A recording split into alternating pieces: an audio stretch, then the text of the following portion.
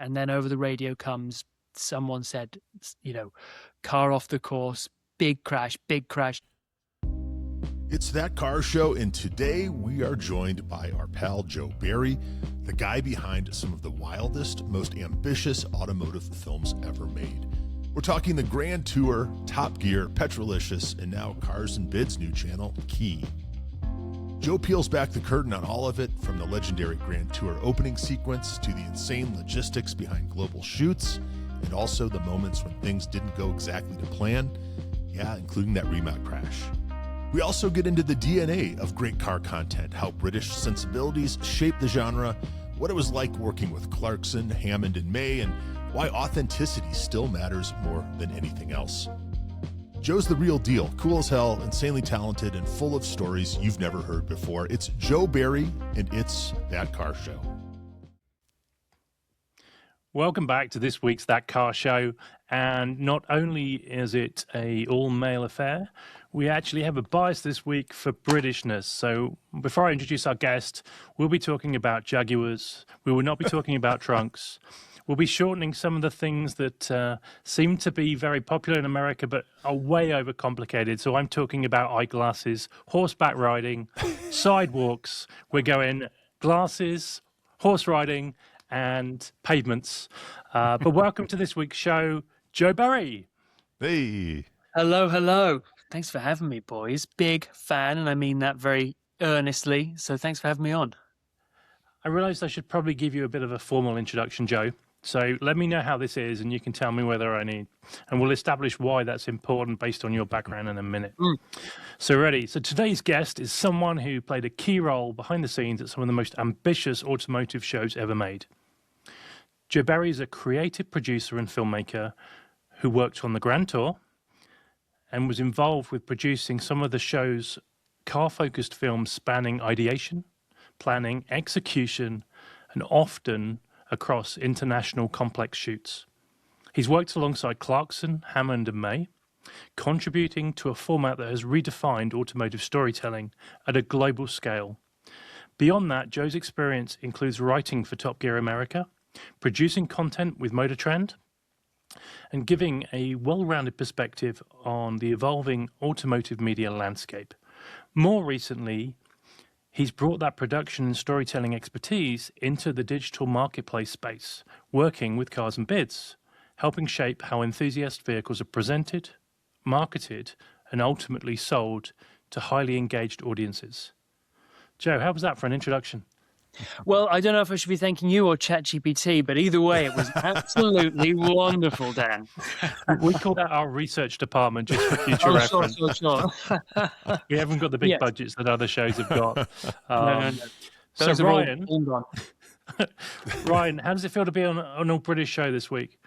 Feels good. I like the Brits. They're smarter than we are, so, we all know that. Don't believe that for a minute. Yeah, don't tar us all with the same brush there. Well, thanks for having me, boys. I'm glad to have you. Come on and bring some British backup for our boy Dan here.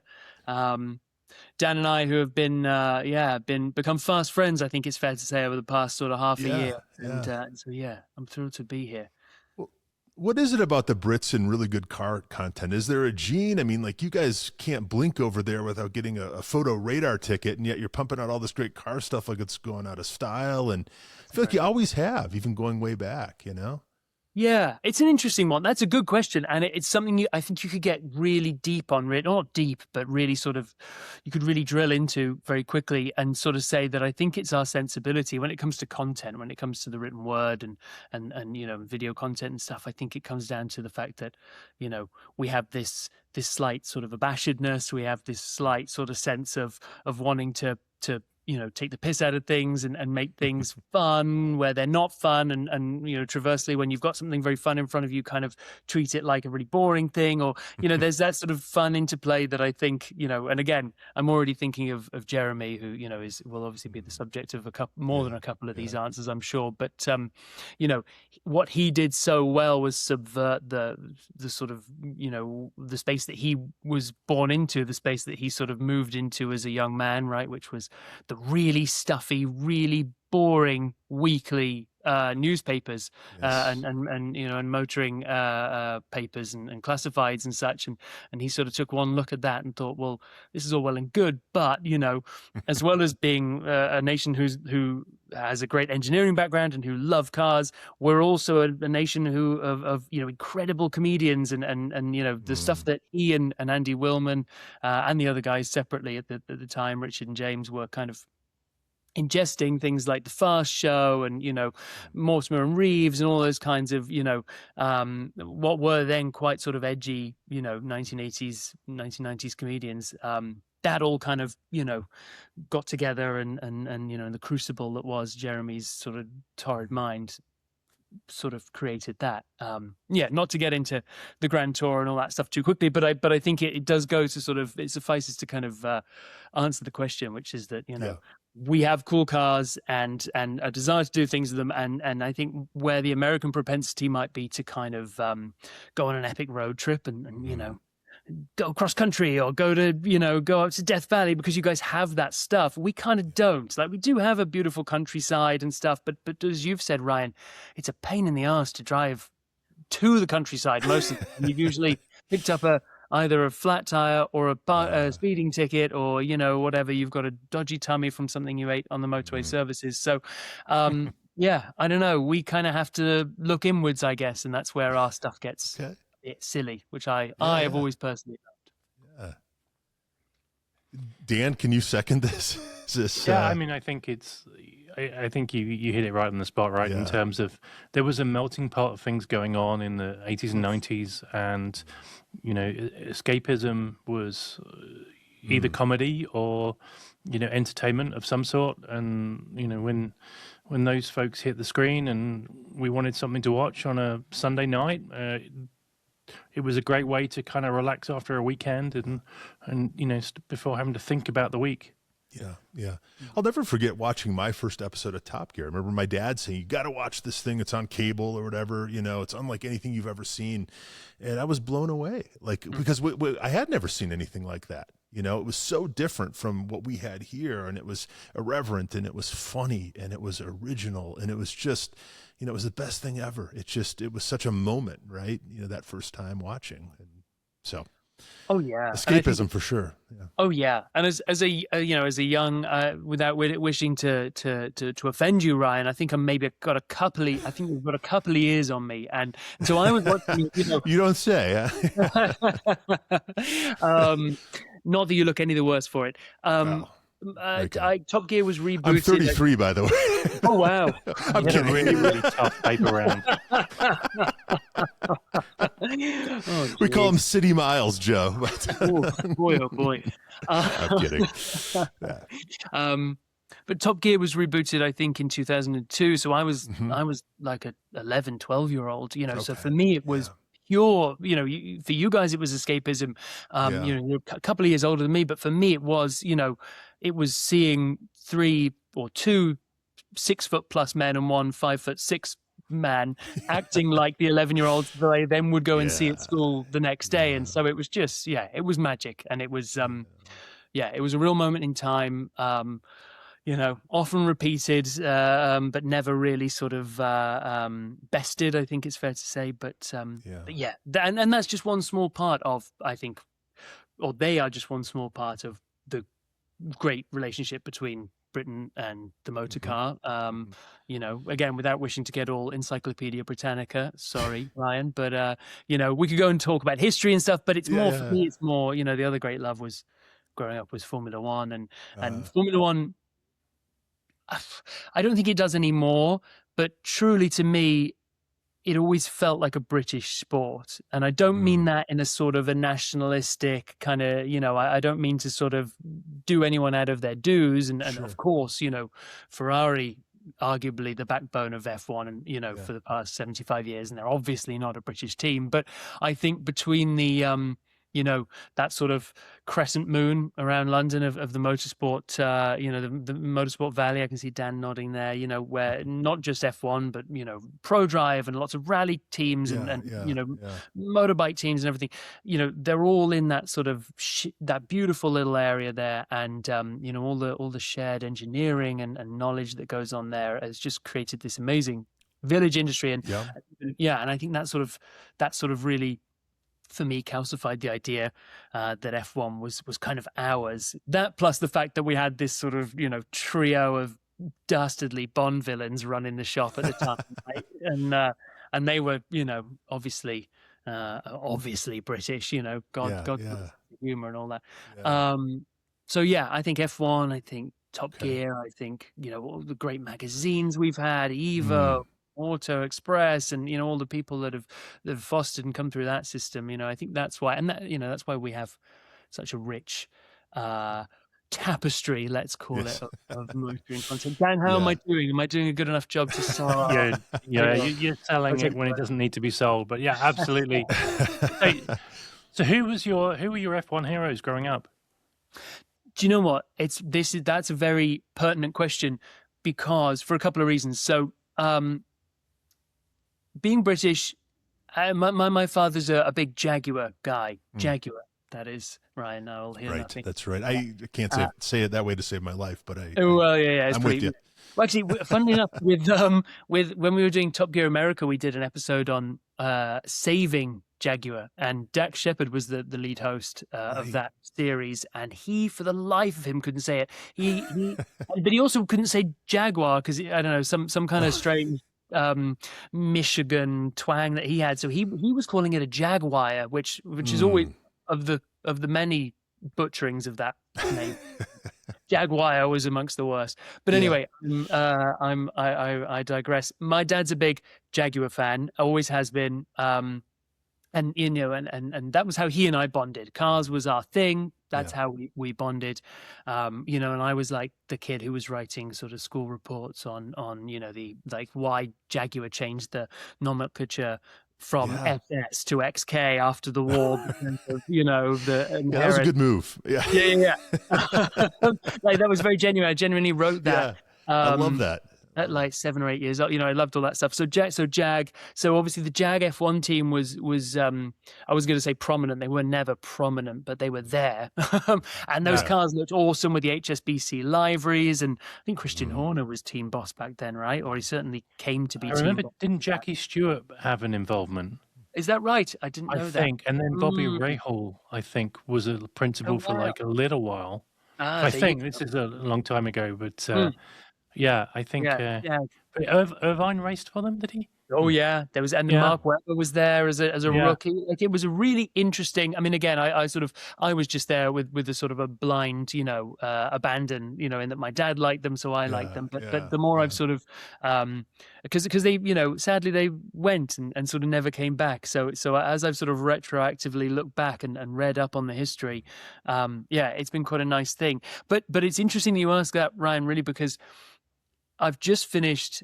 I'm bouncing all over the place, but I just finished Andy Willman's book, Mr. Willman's Motoring Adventure, which is about, you know, his life and times with Jeremy and getting Top Gear started and then moving on through the Grand Tour.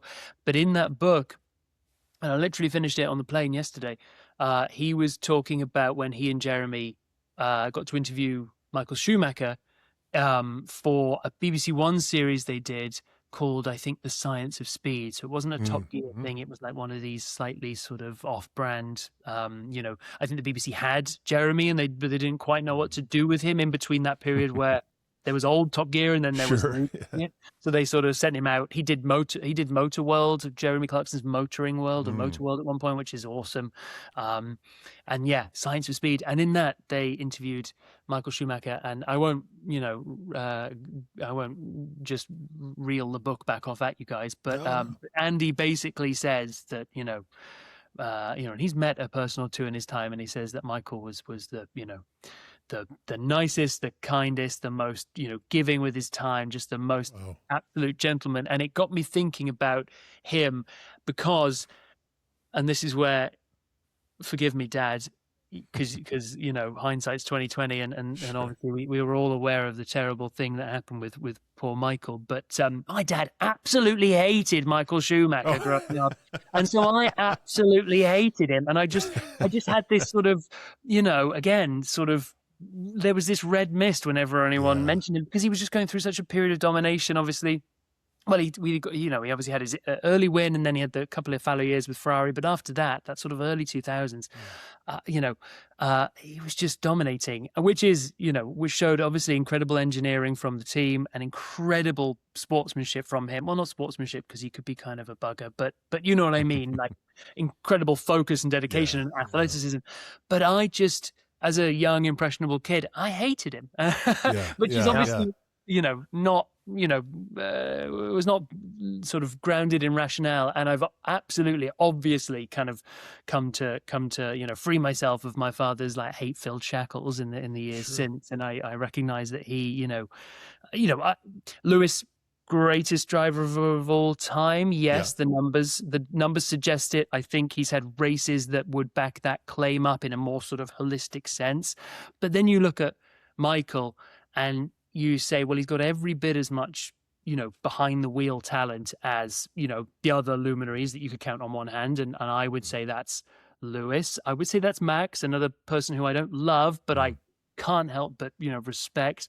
And then, Michael, Ayrton, and I mean, gosh, I've sort of painted myself into a corner by saying that I could count them on one hand, because there's definitely 3 or 4 more people, a couple of them Brits, that could fill that 5th spot. But my point being, there are awesome drivers, and then there are those who were just born to drive and found their way into the Formula 1 series. And Michael's definitely one of them. And you just look at like who was around him, who was he fighting, the car, the struggles they had with the car, and some of the performances he was able to get out of that. Like, I know Lewis is the greatest on paper, but I would still, possibly throw Michael's name, into that ring still. I think makes phenomenal. So growing up in the UK, was the dream always to work in television, and was it always to be in motorsport or automotive at least? The dream was undefined, because I just didn't really know. I never really had a firm grasp of what I wanted to do. I can look back now and say, okay, well, I was like, I'm quite a sort of sensitive, quite an anxious soul, but I was like but I also loved public speaking. I was always trying to be in the school plays, and always trying to sort of like be the one who like spoke in front of the class and all that kind of stuff. So, and I'm dyslexic. Something that I didn't know until I was in college and university. That was when my tutor said, "Hey, your essays are fantastic, but your tests are all absolutely terrible. We think we should test you for dyslexia." It just turns out that whenever you put a stopwatch in my face, I just turn to mush, and I sort of think I'm writing this like beautiful prose, and it's absolute garbage. So anyway, I was a little bit anxious, but I loved performing. I loved writing, but I sort of never really got any encouragement to do it, because it was always kind of what I was thinking and what was coming out was never quite. They never quite aligned, and so I just never really had a firm grasp on what I wanted to do.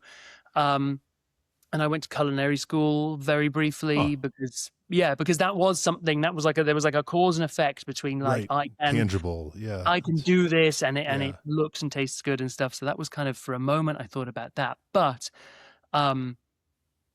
and again, I've got to credit my dad, who my dad left school at 14, got into the trades, carpenter, still works 6 days a week now. Like, he's just an absolute grinder.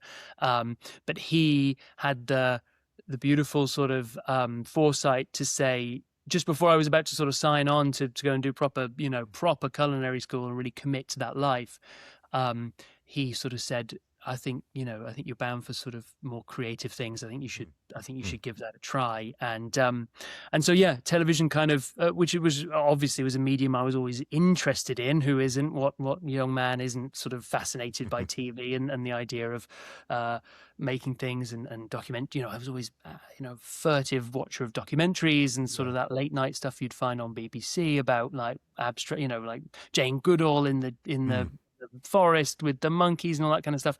And that really, from my dad, who had no right to say that, like he didn't know that I could go and do that, but he just sort of threw it out there and it really lodged with me.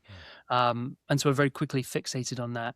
And got myself, I was a late administer to university. I hadn't applied to unis because I was going to go do this catering thing.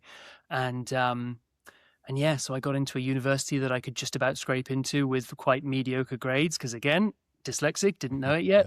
Yeah.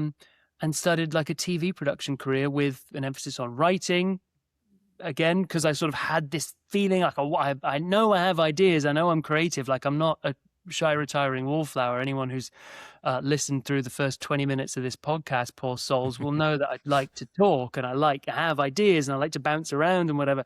And so, writing and stuff. But then cars was the obvious, what do I know more about than most people? What can I offer more to a future employer, than anyone else? Cars. So that was kind of where those two ideas came. And then from that sort of, He-Man moment of the Sword and the Stone, it was like, it has to be Top Gear. I was like 20 maybe. And I was like, I got to work on Top Gear.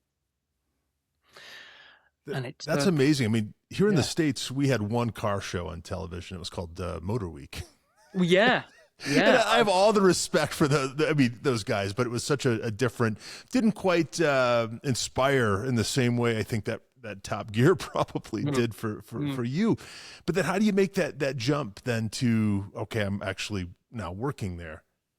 Yeah. So I rounded out my university degree and as is the way with the unique way that the United Kingdom university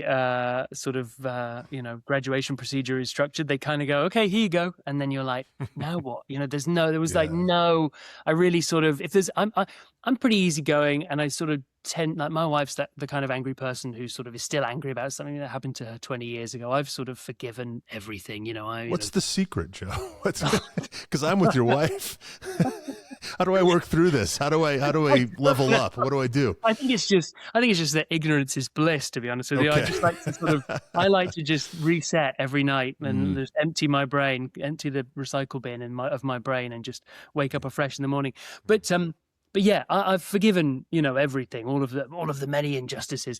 But I will not and will never forgive, for me and for the millions of others of us that went through the sort of university system I graduated in 2012, the lack of careers advice. They kind of just shoved you into, mine was exactly the last year that university fees were capped relatively low. So I was only paying sort of £3,000 per year to attend university. And because of that, or not because of that, I'm not sure where the cause and effects come. I'm not really up on the economics of it, but what I'm trying to say was, like, everyone was at university, basically. Like, anybody could get into college, and some good colleges, and there was just this kind of like culture of cramming you into a course that, the first course you said you were interested in, you're doing that, and then nothing. And you sort of come out of the other end of it and you go, okay, now I've got this. I didn't even get a piece of paper. I actually never got a certificate. Anyway, I'm just remembering that now. But you're sort of like, what do I do? So, as all good self-respecting people do, I moved back in with my parents, which lasted for 2 months. Before, again, my dad, we were washing his Jaguar XKR one Sunday afternoon. Quality vehicle, yeah. Lovely car, lovely car. And very affordable now, worryingly so. That's one of those cars that sort of scares me. You get them on auction sites, I hear. Yeah, well, if you know any good auction sites, Dan, let me know. But we'll come on to that later. Yes, we will. But he said, look, you can stay with us all you want, but you're not doing anything. So get down to London, get down to that big London. I grew up in Shropshire, rural Shropshire. It's sort of on the borders with Wales there. Very rural. You know, my Cool. Yeah. grandparents were all farmers, like my you know. So yeah, he said, get down to London, get yourself a TV job. I put in over 100 CVs, resumes into every sort of, you know, TV position I could find, and nothing came of it. So I did the next best thing and got a job at a bar next to a TV production company. My rationale being there would be producers in there either celebrating or drowning their sorrows, and I would, you know, I would get to eventually sort of interface with these people. And yeah, after a couple of months, got a job with someone. It's It was genius. oh, thank you, Brian. Thank you. Yeah. It was my first TV job was on a show called Geordie Shore, which is our version of Jersey Shore. That Yeah. that luminary of educational television. Ryan was reminiscing about that show. Watched every single one, Joe. No regrets. But I cannot imagine how that translated, I guess, to the UK. I guess. Yeah, it was. You tell us, but yeah, it was messy. It was like I've sort of pretty gross. It was supposed to say it wasn't what I was trying to do. You know, it wasn't who I was. You know, but it was a job. It was great. And then basically for the next sort of 2-ish years, I basically, within my little freelance bubble that was sort of growing, I just tried to get closer. And I sound like a stalker or something, but I was just trying to get closer to Top Gear. I was like, every move I was making was, well, obviously the first question I'd ask myself was, does this job pay? Do I need the money? You know, I was living in an attic in a place down in South London. The rent was £525 a month. Like it was, you know, the good old days comparatively. Yeah. And so I sort of would, you know, I was earning peanuts, but spending peanuts. And I was basically just plotting this map and trying to get to Top Gear, even though I knew it would be a long shot, even though I knew that show has like historically low turnover. No one ever leaves, you know. Sure. And I was just trying to sort of get my way there. And I managed to sort of have some fun along the way. And I got to do some cool stuff at the BBC. I did a documentary. I spent a week with Professor Stephen Hawking. Really?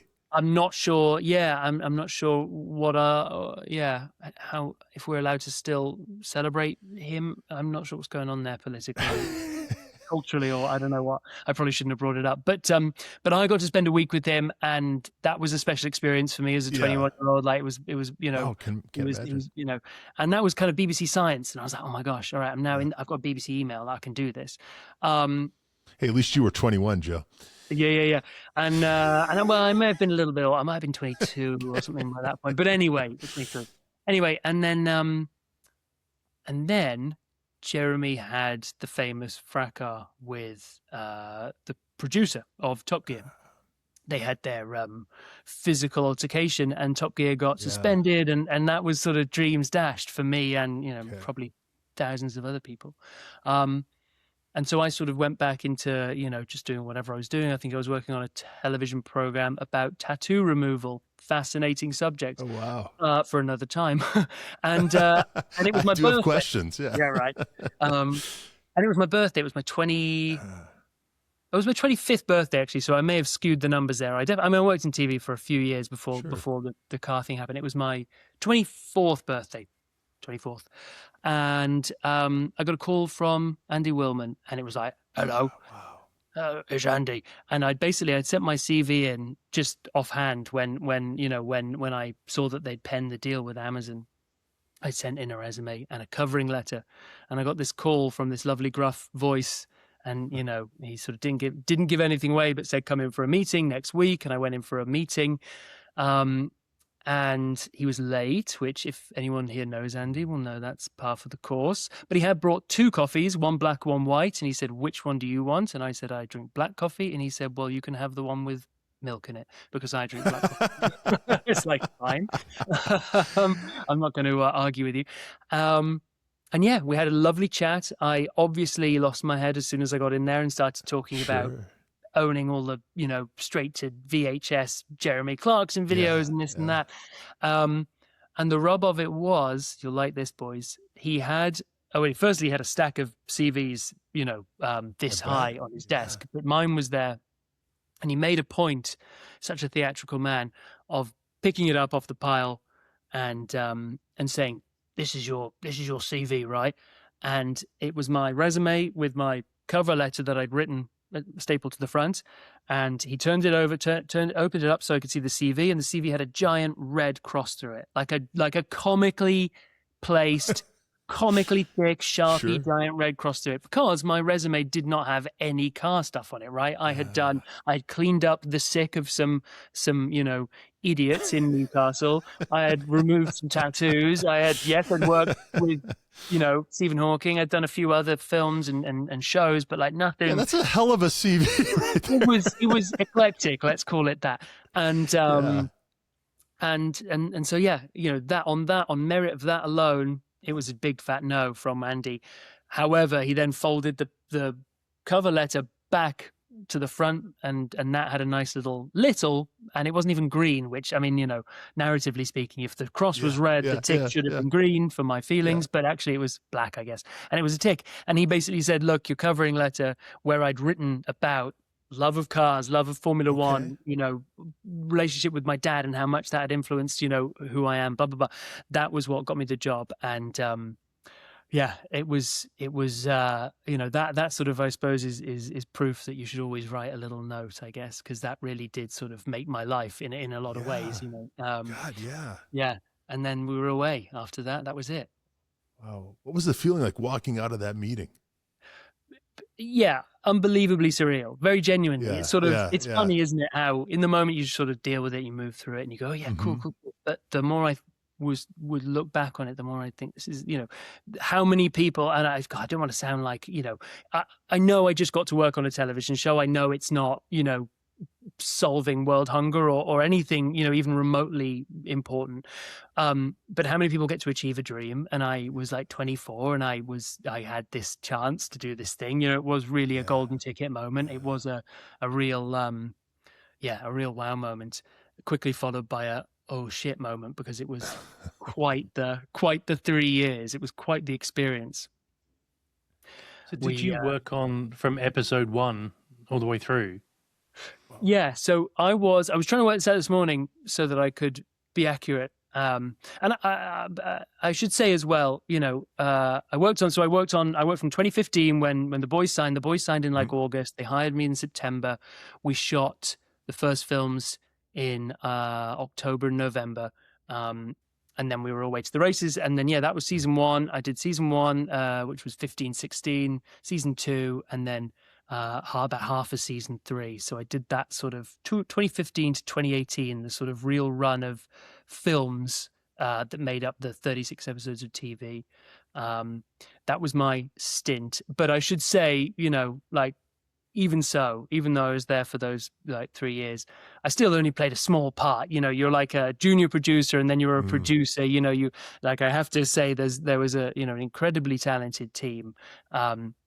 We were small. It was a small team. It would be like 3 researchers, 3 junior producers, 3 producers, 2 directors, and then, Andy and the higher ups, series producer and the boys and such. So it was still only like, and then like the other side of the office was all the sort of money and the logistics and stuff. So there was still only like maybe 25 of us at full tilt, but still, it was, I hasten to add that I was a part of a team and not some kind of like, genius savant that was kind of there pulling the strings. But, so the first episode, there was rumors when it came out that it was spending a large amount of Amazon's budget on the opening scene. Well, what was the planning like, and what was the actual story behind that? And for those that have not seen that opening scene, go onto Amazon and watch it. It's epic. It is a good one. And I want to pull you up on one thing you say, Dan, which was you said that we were spending Amazon's money. The funny thing about that is, and this speaks to what, terrible businessmen, Jeremy, James, Richard, and Andy were. Once they signed the papers and got that big chunk, but basically what the contract was Amazon gives the production company that the boys set up a big chunk of money, a really big chunk of money. And they have to deliver in receiving that, they have to deliver 36 episodes of what was legally termed first class content. That was like that was the term that was put in the contracts. There was no, so where conventionally in TV, you will have to, before you get anywhere near the money, you have to present the budget. That'll be, Okay. Gone over with a fine tooth comb. The channel will probably say, right, okay, but we're not going to give you that much for that because we don't like that idea, blah, blah, blah. This was done completely the opposite way. It was like, here's, many tens of millions of dollars, pounds, deliver us some TV, and you guys keep the leftovers. That was what the boys got paid out of, was whatever was left over. So when Jeremy then started, having these massive brainwaves about epic, Mad Max style desert sequences in California, he wasn't spending Amazon's money, really. He was spending his own, because he could have just done a very conventional, intro, or done the same thing but in Ludlow, and it would have cost nothing, but he decided to go big. Same with the tent, the tent moving around the world for our first season. That was like 5-6 million pounds when it, for that first season. Wow. When it could have been a TV studio that would have cost them, I don't know what, 100 grand for the whole run. That makes it all the more cool. I mean, that's just, that's so cool. That is so cool. And there was so much riding on those first few seconds, and he knew that, right? It was got to be all or nothing, right? Oh yeah. And that is his genius, I suppose, is knowing what the moment demands, what the people want, having the narrative worked out, not just the narrative of the thing that we were trying to craft, but the whole narrative. When he sort of told us, when it filtered down to us, I guess, that we were going to do this thing, and you think about it, or if you read it off a piece of paper, Jeremy looking forlorn. I think he's like in a Greasy Spoon cafe, isn't he, or something, having a cup of tea, looking sad. Well, respectfully, mate, you're sad because you got fired because you punched somebody, and he's the first to admit that. Like, he's not, he was not bashful about that. Something happened and he got reprimanded for it. He handed himself in at the BBC, and that's, so when we heard these things, they sort of, some of us in the office were a bit like, okay, I don't know about this. Some of this, in the song, the Hot House Flowers version of right. I forget the name. I can see clearly now. Yeah. Right. Thank you. All these things, it was like, right, okay, and obviously you're going to do it. You're going to obviously make it happen for Jeremy, but some of us didn't see the vision. And I was definitely one of those. It was like, this is weird. We're a car show. Can't we just do, this week on the Grand Tour? Jeremy's trousers fall down. James, gets drunk, whatever. But no, and so we set about doing this thing, which was, which meant, getting, I think it was like 150 cars for that opening scene. And they trailered everyone in, and, again, sounds very easy to go and drive on a dry lake bed. And it really isn't. It's, especially at that scale, it's unbelievably complex and complicated. And, the tent, we had the tent there. We were having a music festival, obviously, with the Hot House Flowers. And it was just, and we were still, bear in mind, still filming actual episodes, like films to go and make episodes. We'd had such a truncated sort of planning process, and then it was like, get to shooting. And we were still sort of catching our tails. Meanwhile, trying to do this, sort of orchestrate this world tour with this huge epic sort of Mad Max set piece. It really was amazing. And I went and rewatched it because, again, you get too close to these things, right? And certainly, like, the way it would work with us was like, we'd ideate in January. So you come back from Christmas, you would spend a month in the office throwing ideas. So you'd be like, I was the sort of of the three of the producers that I worked with, I was like the car one. I did the car stuff, like real sort of like, supercar stuff. And then my friend Tom was doing the sort of really crazy adventure stuff. He would always do the specials and all the kind of like really scary, like Namibia and all that kind of stuff. And then our friend Pete did all the builds and all the kind of like slightly techie stuff and all the engineering and whatever. So we'd spend our first month of the year throwing those ideas, just getting, finding news stories, finding new cars that have been announced, whatever, finding locations, finding towns with silly names, and kind of just putting them all there in front of the boys in this big, lovely brainstorm, and kind of saying, what can we do with this? There are all these towns in Germany with very rude names. What can we do with this? That was the kind of what we would do all through January, you'd sort of start planning stuff in Feb, and then basically like March through September, October, you'd be filming. There were always the boys would just be gone constantly, and you'd be filming, and then we'd do the studio in the back end of the year. So it was just relentless. It really was, and I think, again, thank God I was young, because I had the energy and stuff to deal with it. But when you go back and you watch that first episode, you get chills like the rest of us? Big time. And again, because I had sort of, thank you for bringing me back on point, because I got too close to it, and I was sort of like, by the end of my run, I was like, oh God, enough of this, please.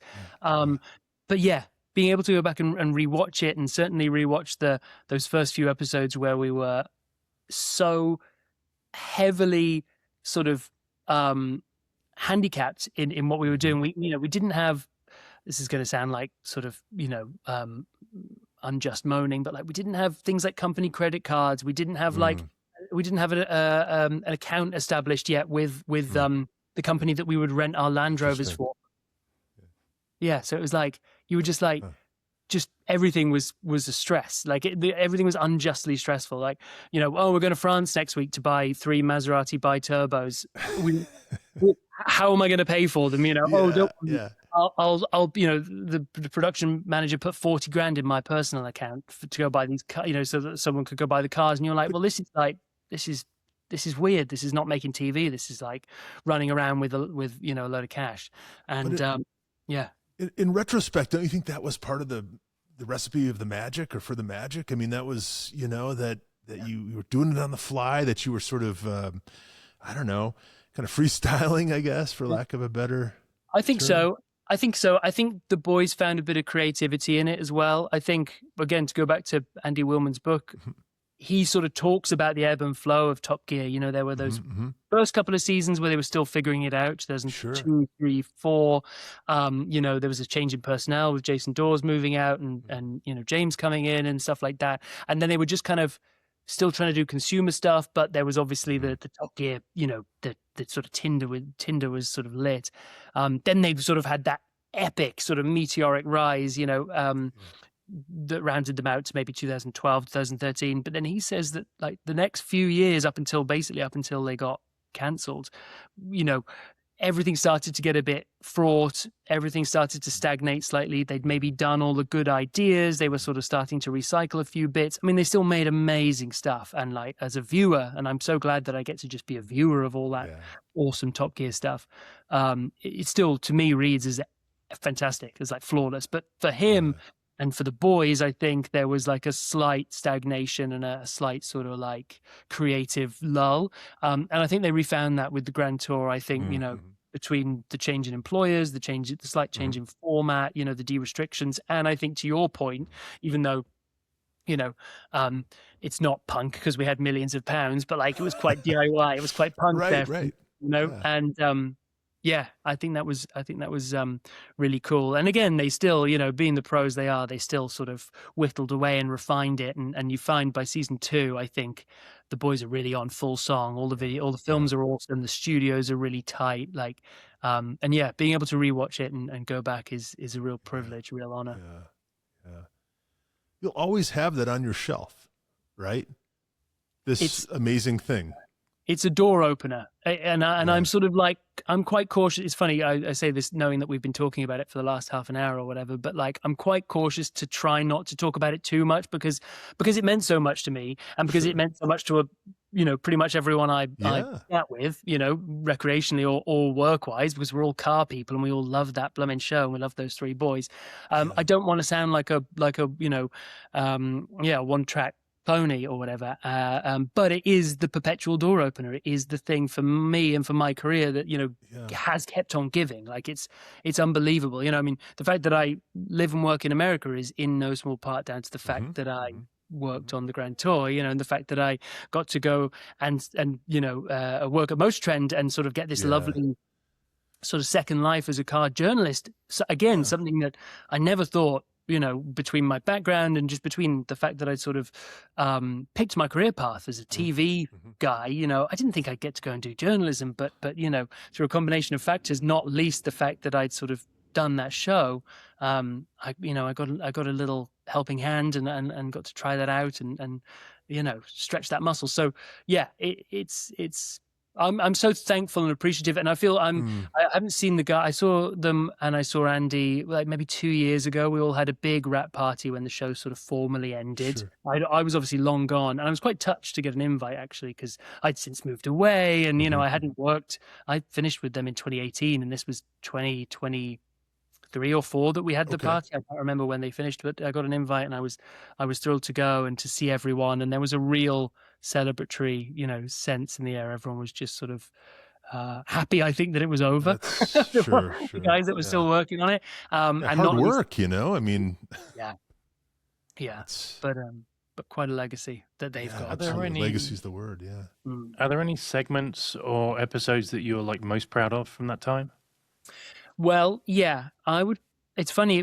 It's probably not the ones that if you looked at the list of films that we did, that I did, or even, more specifically the stuff that I like really, because it's an office where you're all sharing ideas, you're all dipping into each other's films and helping out. Even if you don't go on every film, you've definitely helped on every film. So you feel a sense of ownership over all of it, a sense of pride around all of it. But there are ones that were yours, whether because you actually went or because you went and you had this idea and it got used, or,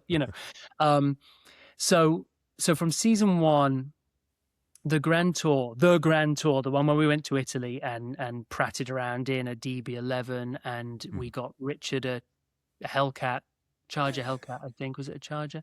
And that was amazing. And I still, I mean, I don't know. I don't think Andy's going to listen to this. I think I came up with the name The Grand Tour, but I never got credit for it, because I came up with that film and I was like, I sort of said, hey, we should go to Italy in supercars and do this and that. And look, and there was actually this sort of like, kind of like the Route 66 or the North Coast 500 that we have in England, in the United Kingdom. Sorry to all my Scotland, Scottish. I believe you're fine. Sorry to all my. Oh, geez, cancelled. There's the thing in Italy called the Grand Tour. Right. It's this beautiful route of roads that sort of goes right up the spine of the country, and I'd sort of put that under their noses, and then like 3 or 4 weeks later, the white smoke rose from Jeremy's office, and he stood on the balcony and said, "We're going to call the show the Grand Tour," and I was there like waiting for the Marks and Spencer's gift card that never came. But but that one I love because it was. Because I just feel a particular sense of ownership. It's not even the best film, but it was just such a good time. It was, supercars in Italy. It felt like after the struggles, the early part of filming, and that was, when I say struggles, I mean things like we did this film that everyone hates. I didn't go on it, thank goodness, but like it, when something doesn't go quite as well as it should, it sort of permeates, right? And it sort of like casts doubts, and it just infects the office, I should say. Yeah. So yeah, we did this film that was like a Tom Cruise Live, Die, Repeat style kind of weird thing. Like no one likes that film. And, not that we knew it at the time, but like, so we'd done that. We'd done this film in Barbados, which I went and did that, where we sank a load of old cars to make some coral reefs. Like, right. It didn't have any driving in it. I don't think anyone turned a wheel for a week. And that was like a weird one and stuff like that. So then to go to Italy with, Grand Tourers and prat around for a week, that was awesome. I've got a particular affinity for the Maserati bi-turbo film that we shot in northern France because it's cheap cars, because it was that was the first one that we did. It was like I like, it was one of those shoots as well where it was just like cold and miserable for the entire week, and everything went wrong, and there were like at least 2 nights of literal zero sleep for the mechanics and a couple of us producers, because the cars were so bad. But then they were bad new. Like, let's just establish that. Oh, they were. God, I know. Yes, Ryan, but they're so tempting. You look at them and you're like, oh, God. I saw a bi-turbo in LA recently, and I just thought, my goodness me, I'd look good driving that. They've kind of come into their own, It's I got to give you credit, just as someone who's worked in advertising and design and branding his whole life. The Grand Tour is a truly wonderful name, and the way that it dovetails off of Top Gear, the 2 syllables and everything else, it's kind of wonderful. And so if you came up with that, Well, I just all the more credit to you because listen, Ryan. Firstly, thank you. I'm going to bank it. I'm going to put that in my pocket. That's safe. That's coming home with me.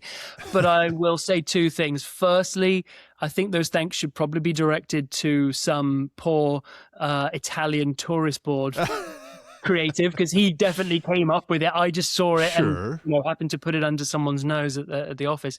Joe, it's not the inventors, it's the innovators. Well, right? Hey, that's right. I mean, success has many fathers, right? But failure is an orphan. So I think, I don't want to claim. I did just claim it. I claimed it, and again, I feel like the statute of limitations has gone on that. I definitely did not come up with that. I didn't not come up with it, but I also maybe didn't come up with it. So who knows? Maybe I did. You'll have to find out, and you'll never find out. Stop me from talking, please, before I get emails from Amazon. I declare it so.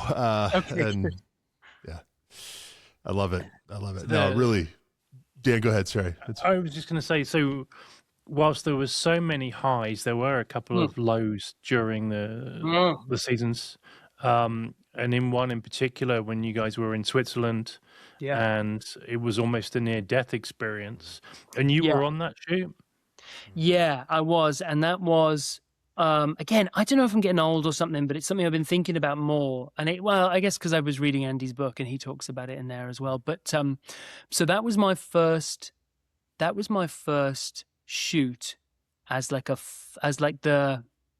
fully fledged producer. So like year one, we were like junior producers. We always had someone with us who was like a hand holder, who was like, this one, and especially that section of this film, I was like it, and it was like very scary for that to be happening on a shoot that I didn't control it, we still had a director, and we still had like lots of us, at my level, but like still it was like a pretty terrifying thing. And we had lobbied. It's not like we didn't have money, but as we all know, but by season 2, Jeremy and the boys and Zoe, who ran the money side of things, had worked out that by spending big, they were spending their own money, in that sort of roundabout way. They were eating into the bottom line that would eventually be a payout that they would all split, right? So whilst we were still spending big on season 2, we had to justify stuff a little bit more than season 1, where the onus was like, we need a television show, go out and make it. Oh, we need to helicopter everyone to this place? Great, do it. Does it mean the shoot continues? Yes, do it. Season 2, it was like a little bit more justification. And we were doing a hill climb in Switzerland, which famously banned all forms of, legitimate motor racing for several decades after that horrific crash in Le Mans in 55. And still to this day, I don't think really has any form of, circuit stuff. There's just nothing going on there. Hill climbs, they love. They've got lots of hills and they love rules. Therefore, FIA sanctioned hill climbs, they absolutely love. And this was an FIA sanctioned one. The guys that we were speaking to, the guys that I made contact with, were like proper sanctioned FIA guys and whatever. And because of that, they really made us play by the rules in a way that I found as a producer really frustrating, because I was like, what do you mean? Like, just let us come and do the thing. And they're like, well, Jeremy hasn't got his hill climb license. And, well, none of them did, and so because of that and lots of hoops to jump through, we ended up running the boys in an exhibition class. So they weren't actually competing with all the many actual, legit hill climbers that were there that day. They were going up, like a bunch would go up, like a class of cars would go up for 20, 30 minutes.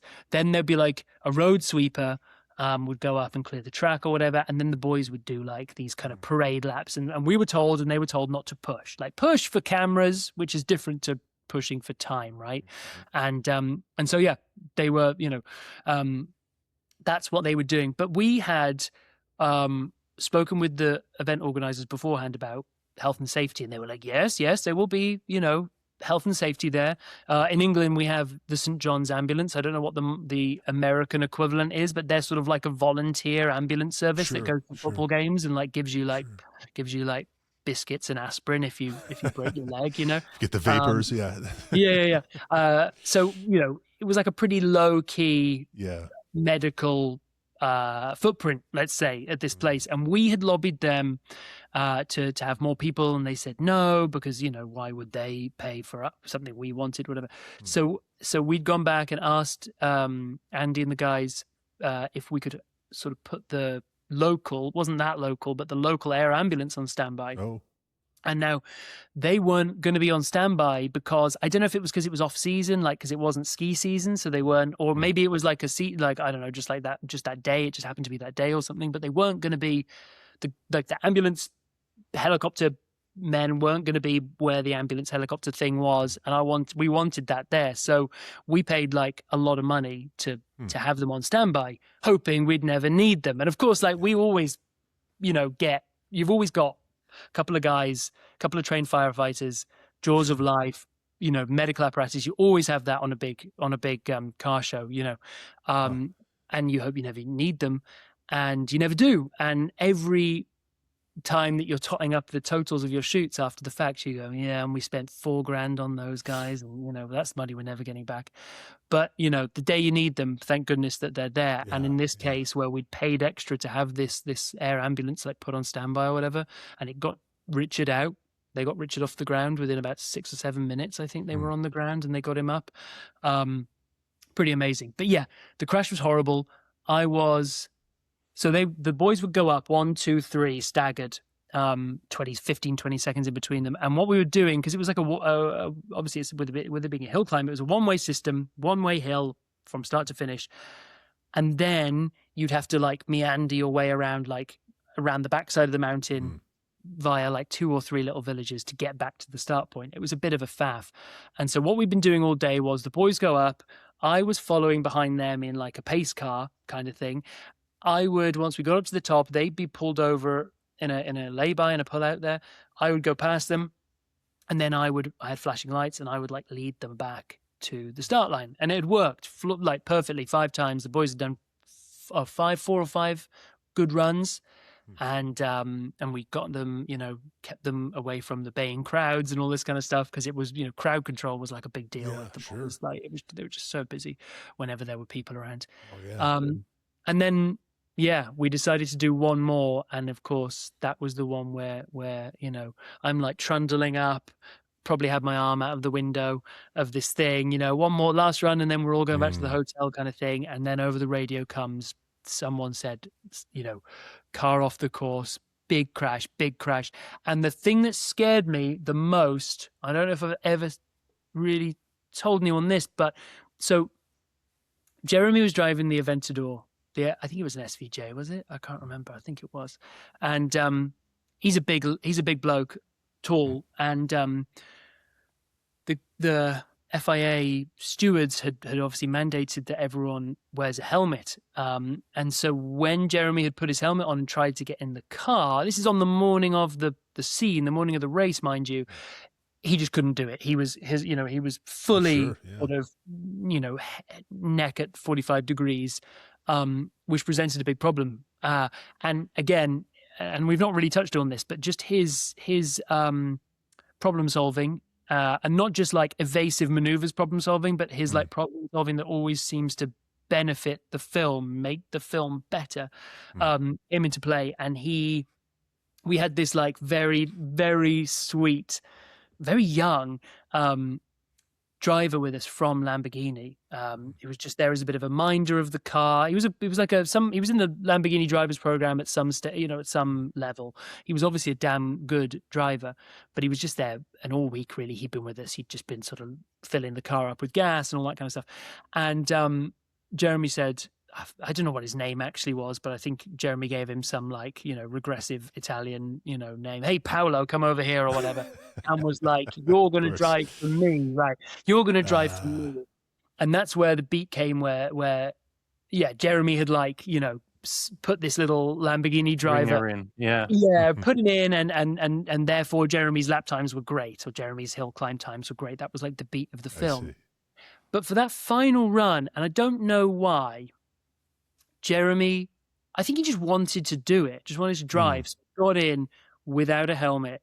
And again, I think this final run we were going even slower than before. So it was really like not a big deal, other than for the pencil pushers in the FIA or whatever. But So Jeremy had gone up without a helmet. So anyway, when this radio call comes through, car off the track, and Jeremy had been the last one up, I thought it was him. And so I'm thinking, well, not only has he gone off the track, but he's not wearing a helmet. And that really, I remember, like, again, I've been sort of quite fortunate up until then. I'd like not dealt with, a big accident, work or otherwise, hadn't lost anyone or had any sort of, scary moments in life or whatever, really. And all of a sudden it was like, oh, bloody hell, this is a big real moment that's about, and I'm sort of racing up this hill. All of a sudden, my pace has changed from like ambling up, listening to like whatever crap Swiss radio station I was listening to get up this hill. And I got up there, and thank goodness the Lamborghini was there on the hill. It wasn't Jeremy that had crashed. And I looked down, and there's just the Rimac was like white and blue. And I just saw the black carbon fiber underside of the Rimac about 300 feet away and like 200 feet down. It was like a really steep slope. Wow. It was really not what you want to see. So problem one was this. Jeremy had pulled the Aventador over right there, where he'd seen that Richard had gone off ahead of him, right? He'd gotten out and had his mobile phone out and had started filming. And which you can say that's heartless, or you can say whatever you want about that, but it's fair to say we didn't have any cameras there. Like we were way beyond the finish point for some reason. That's where Richard had chosen to have a crash, where there was no cameras to cover it. We had to pay some Swiss dude like many tens of thousands of euros to license his YouTube footage for the films. The footage you see of the car going off the road is like some fellow with a handycam who's now 30 grand richer or whatever. Wow. So Jeremy had taken his phone out and had like started or gestured towards starting filming, at which point a marshal, a really stocky marshal, had come over to Jeremy, quite rightly, probably, especially not being sort of aware of the situation. None of us were aware of the situation, but you know what I mean, aware of the interplay and who Jeremy was to Richard and whatever. This guy had sort of started saying, no photos, no to Jeremy, and was like in his face and was like pushing him, and Jeremy was kind of like, holding him off because there was like quite a size disparity, but like, and he had his phone here and he was sort of holding him off. But I could see that was like weirdly in my mind, that was problem number one, because it was 10 feet away from me rather than 300 feet. And I could quickly deal with that. So I sort of weirdly, and this was not my dynamic with Jeremy, but I just, panic and everything. I just got between them and just sort of like pushed this guy away and sort of like did the same kind as Jeremy and then sort of said to the steward, I said, we got to go help the driver. We got to go down there, obviously. And so I start like running down this hill, and I do remember thinking, I'm going to see my friend's gut. Like it was and that's like, again, like you sort of things you'll never forget. And thank God it wasn't as bad as it was, nowhere near as bad as it could have been. But I do remember thinking, am I going to see Richard, not looking good. And yeah, so I'm running down, and what's interesting is the Rimac, which was an awesome car, and like I had to foster that relationship, like from finding in whatever car magazine, Auto Express or whatever, from finding that like there's a new car in Croatia and it's 120 horsepower, 1200 horsepower, whatever. From that and putting it under the boys' noses and them going, that's not real. That's never going to exist. There have been many cars that look like that, and many cars from companies, of that scale. Yeah. It doesn't exist, and it never will. So from that to getting in touch with wonderful Marta, if anyone knows Marta, the head of PR at Rimac, and now obviously at Bugatti, like getting in touch with her, and she's like, yes, it's real. And they were trepidatious. They'd only built like 7 or 8 cars of that concept one, and so they, as much as they sort of recognized that it was like a big deal to get the car on the show, they didn't have any cars to give us. They had to get one of the early investors, personal car and give it to us. And that had relied on me and Richard flying to Croatia to meet them and take a factory tour, which was something. Oh, wow. When they asked for that, I was like, that's never going to happen because he's just too busy. Not that he doesn't want to, but like, where am I going to find 2 days to fly him in for a meeting for a car that we might not even get? You know. So anyway, I fostered this relationship. I love this car. I love this company, whatever. And now I'm seeing it like on its roof, you know, but what's interesting was it had little and again, like it's only 10 years ago, but still, if you know, things have come on so far that like some of the things that were in the rim, even just the fact that it was an electric car was pretty nutso back then. You know?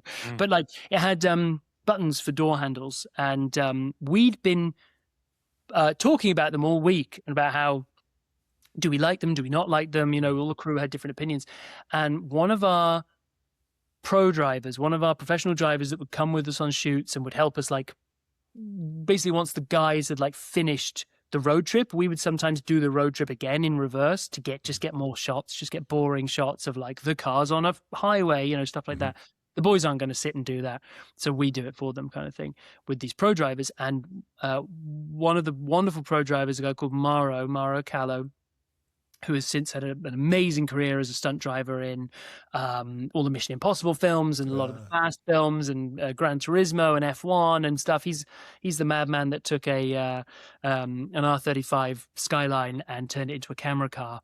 So it's like the world's fastest. It's like the world's fastest camera car, and therefore he's a busy boy now. But he had, I guess, been talking with one of the Rimac representatives and about these door handles, and that Rimac person had mentioned to Mauro, yes, but in the event of a crash there is a manual release for them, it's down here by the seat. And he'd shown Mauro, and Mauro had then, not for any reason other than sort of anecdotally, had then shown Richard. And then that afternoon Richard had to use that, and we're very thankful that he did, because that car, when I was running down to it, was on fire. Like it was, there were little smoke and little sort of weird green flashes of flame. And yeah, it was horrible. And Richard sort of dropped himself down, dragged himself out. His knee was busted. The first thing he said to me was like, he said two things. He said, "Where's my Rolex?" Because his Rolex had flown off in the crash. And then he was like, "Call Mindy, call Mindy," rather than call his wife, which we did. And so he's laying there getting some first aid. The helicopter's landing. He's on the phone. My phone's on his chest. He's like telling Mindy it's going to be okay, whatever, all this stuff. The car's like, noxious fumes are coming from this thing. It's still only like 20, 30 feet away from us. And we're getting pretty stressed about that. And then he gets airlifted. We as a crew, we go down and collect all our crew and sort of, you know, exfiltrate out. And we had a bunch of like Land Rovers, and we were piling all the crew into these Land Rovers so that we can get off the hill and get back down to base and regroup. And no matter which way we try with these 3 Land Rovers and this, you know, probably like 16 of us or whatever, we just can't get everyone in. And so I say that we could just about get 15 in, but we couldn't get 16 people in. So I said, "Go down, someone come back for me." And the second that the split rear tailgate on the third of those 3 Land Rovers shut, and I was alone essentially on this hill, I turned around and just burst into tears. Like it was just the emotion. It was like such a weird thing, like such a wave of like fear. And I hadn't been scared until that point. But then I was like, you know, very scared. And yeah, it was a real stress. But hey, it was good TV, guys. And that's really, at the end of the day, all that matters, is it not? Well, moral of the story, it was good TV. Love it. Yeah. What an amazing, you're a young guy. And the fact that you've had all these amazing adventures is, you know, so many people just never even get a taste of that, right? It's heavy, you know. It's heavy. It's What was the attraction moving to the US? The US, that's a funny one. Again, I'm doing the dream thing, right? I'm working on the Grand Tour. And it really had been, you know, was the dream. Top Gear was the dream. That became Grand Tour, and that was the dream. And then we were doing it, and it was exciting. But still, you find yourself sat in a really quite crappy office at like 4 p.m. on a Tuesday in February, and it's been raining since October. And you're in West London, and you open up Instagram, and you see sun-soaked, you know, scenes of 250 Californias driving up and down, the Snake and stuff. And it just, firstly, it appealed from a visual sense and from a change. I think I don't like to stay still for too long. So, even as we got into that third season, I kind of knew that I was kind of moving on at some point. And then it appeared because it looked cool, and because it was warm and all that kind of thing. But it also, that was 2018, and even by then, I think we all knew, and especially with the failed Drive Tribe experiment, the sort of version 1 of Drive Tribe, if anyone remembers that, like, we all knew that the future was online. And well, we were online, right? We were on a big streamer, but still, we knew the future wasn't TV shows with a budget of 150 million pounds or whatever we ended up having. It wasn't that much, but you know what I mean, like mega bucks money.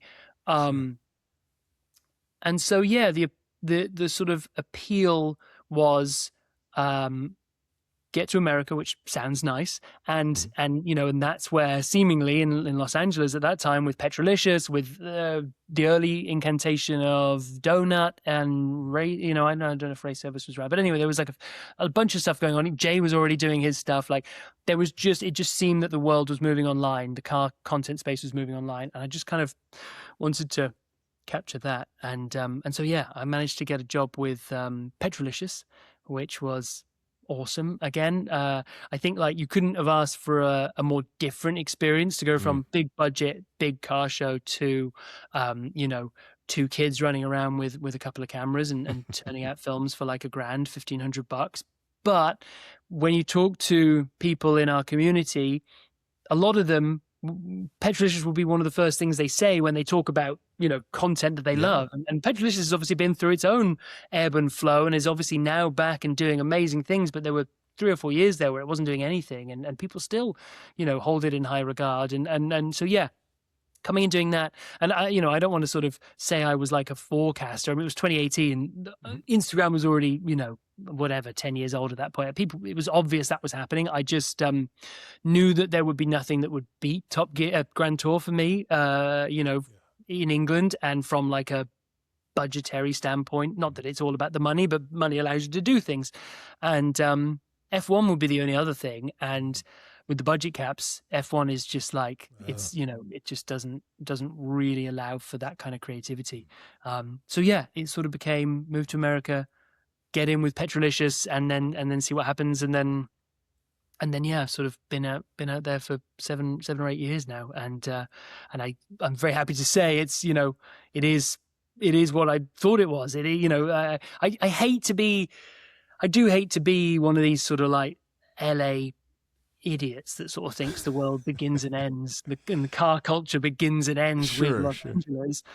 But my God, there's a lot of cool cars and a lot of great car people out there. And I'm not saying that there aren't everywhere else. In fact, the new project I'm working on with Cars and Bids, which is a channel called Key, about car culture. We're doing a series about the car culture in basically everywhere that's not Los Angeles. We're doing, we're making a point of going to different cities, Seattle and New York, and Vancouver and places like this, and getting into the thick of like what's the car culture like there, because we know it's there. It's just not as shouted about, for better and for worse.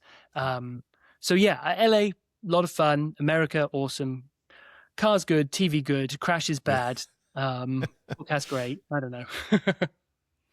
What makes great car content, though? You've worked with all these platforms, but I feel like everything you've touched has sort of turned to gold, or was gold, when you got there, whatever. But they've all been these wonderful avenues. What is it that makes good car content, whether it's a big budget or small budget?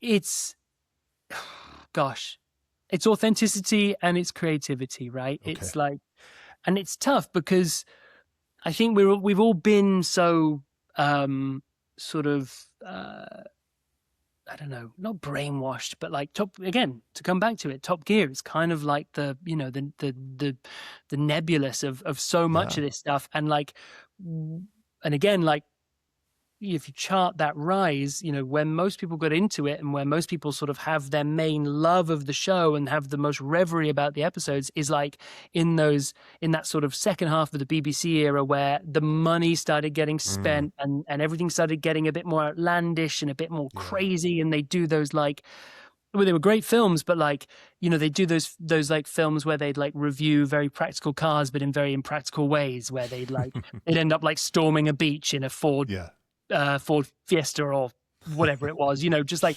so it's really tricky because you get sort of conditioned into going, okay, to make good content, it needs to have this like weird, subversive, narrative or whatever. But like, no, like, and this is something we're finding out with this new project with Ryan and I is like, it's just authenticity. It's just, we've kind of come full circle, I feel like.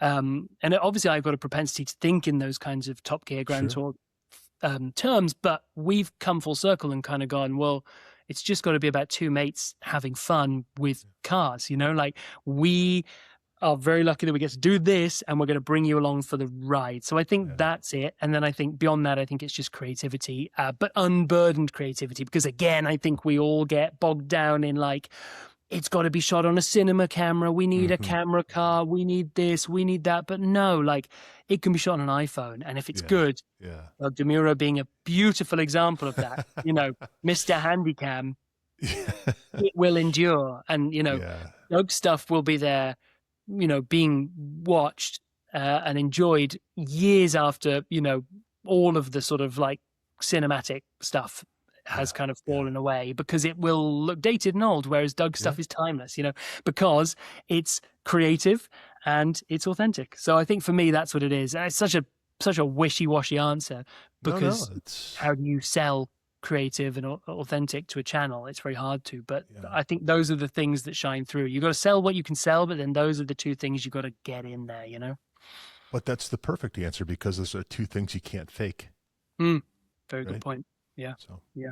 Believe me, I've tried.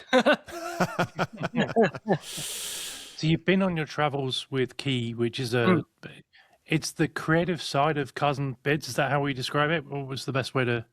Yeah.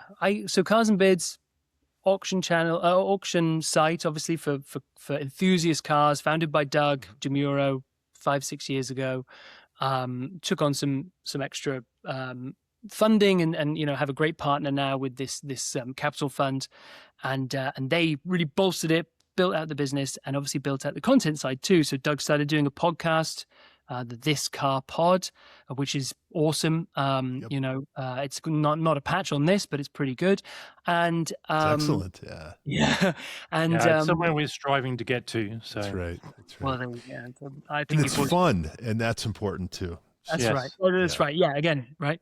But yeah, the desire is there, or was there, from Cars and Bids, from the management there, for a sister channel which could go a little bit deeper into car culture and the people behind the cars. Because I think, we all love Doug and we all love Kenan and Filippo and Nick and those guys that make that podcast. And we all love their sort of laser focused, like nerd telepathy about cars. It's like insane and they're not just like that for the pod. They just are.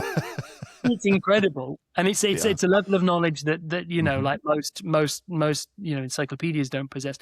But like, I think the desire was there for content that, can go a little bit deeper, not into like, the different trim levels of the, whatever, Chrysler Neon or whatever, but can sort of like dive into culture, dive into stories and questions and conversations. We've got big plans. We've only just launched the channel, so it's like it's such a big build up for like one YouTube video, which is all that's on there at the moment. But it's a good one.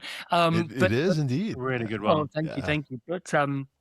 But we have big plans to just offer people good, again, authentic, honest, creative car content. We're doing it out of love. We don't ask anything, and no one does who posts stuff on YouTube, right? It's all free. Like, we're so lucky that we have these incredible people, creatives, making full-time living out of giving us free content, podcasts and everything.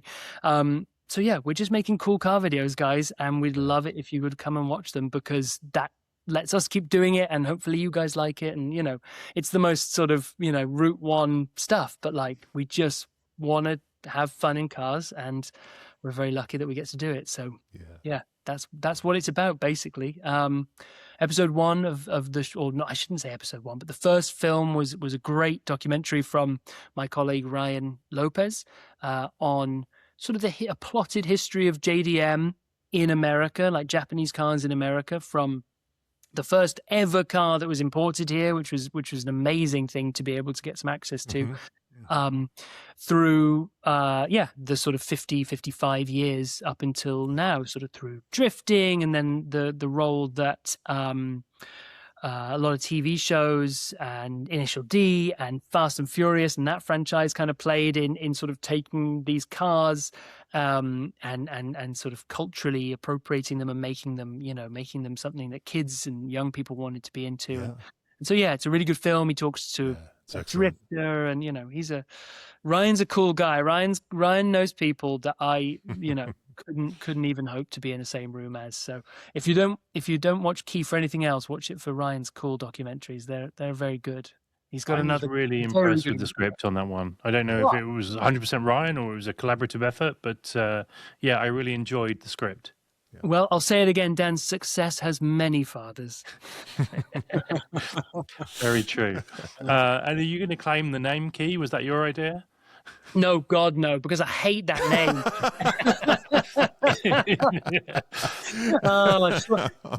Producer Sean will kill me. Key was not my first choice name.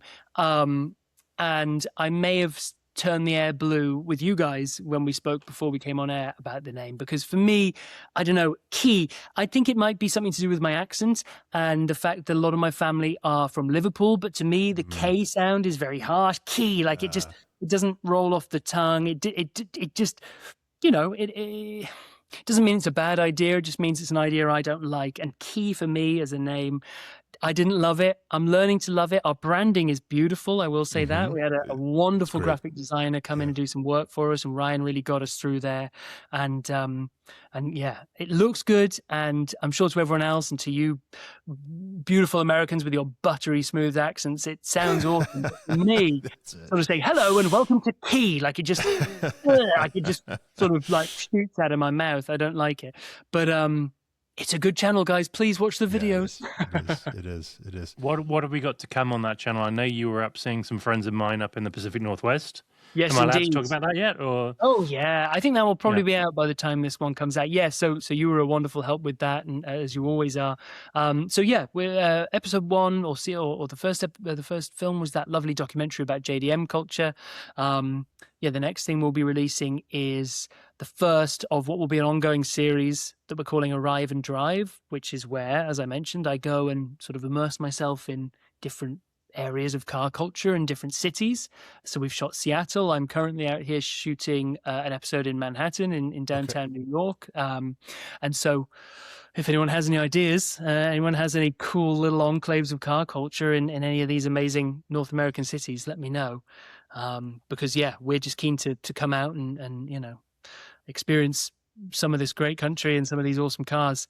We're also doing a film. We've got a wonderful, again, another really, really genuinely interesting documentary that Ryan has produced, where he has met with a young lady who's an OnlyFans creator, an adult content creator, who has just the most amazing collection of cars, real, honest, enthusiast cars.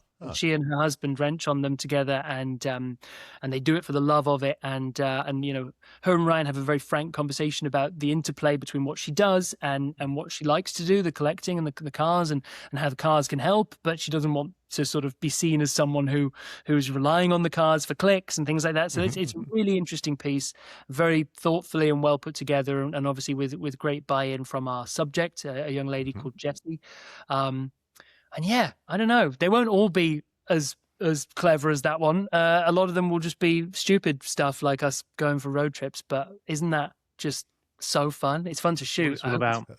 I'm genuinely excited for this content. Oh, thank you. It's something new. It's something different. And thank you. Yeah. There's an open invite from Ryan if you want to reach out to the Denver region. I'm telling you, we've got a great car scene here, mate. I'm going to be in Denver I'm going to be in Denver next Wednesday. We're coming up to film with Earth Roamer. You know those guys that? Oh make yeah, yeah. Earth is it Earth Roamer? Earth Roamer, Dustin, and yeah. Fort Collins, I think. I think so. I think you're right. Yeah, absolutely. Those things are fantastic. Yeah, that's very cool. Yeah, Denver's on the list. I think it's a flying visit that time, but I would love to come out maybe in the summertime, and we can spend a few days doing some fun car stuff. You let me know. Visit for Pikes Peak. That's the win. Oh yeah. Oh yeah. That's something I've never done. That's one to do, isn't it? Good thinking, Dan. Sort that out, Dan. Can I leave that with you? Will you sort that out? Yeah, I'll make it happen. Just let me know when I can get that 40 grand check into my bank account. We'll get you a Maserati. It'll be amazing. All right, mate. All right, I'm on it. Actually, I think Dan prefers the Chevy Equinox at Pikes Peak. Is it Ford? The Ford. Get it right. Oh, God, I get that we wrong went a couple of years ago, and long story short, we ended up getting on the mountain way too early and sleeping in a Ford Edge. Oh no. That's what it was. But it was an amazing experience. It was life-changing. Like I had the whole of the trunk to myself. The boot, the life-changing bit. Yeah, it was. And just sharp edges in that Ford Edge. That's right. Yeah, no bears attacked. It was amazing. Oh, beautiful. Well, let's go for a 3-row if we're going to all be camping in the same car. Yeah. Absolutely. Well, I look forward to that, and I trust that you will get in touch.